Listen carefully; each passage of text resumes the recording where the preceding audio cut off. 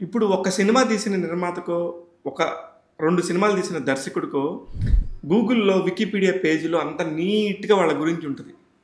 87 సినిమాలు తీసిన మీ చరిత్ర ఎక్కడ కరెక్ట్‌గా లేదు సార్. ఆల్రెడీ మీరు 2017లో మీరు చనిపోయారని ఉంది సార్.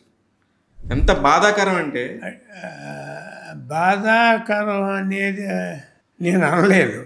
ఎందుకంటే ఆయుష్ పెరిగిందేమో అన్నారు అందరూ.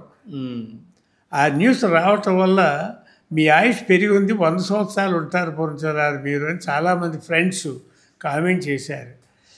100 సంవత్సరాలు వద్దులేండి, నేను చేసే ప్రాజెక్టు ఓపెన్ అయ్యి సక్సెస్ అయితే చూసి వెళ్ళిపోదామని ఉంది. అయ్యో, అంతకంటే నాకు ఇంకా కోరిక ఏమీ లేదు. There is no, my mind is not for money.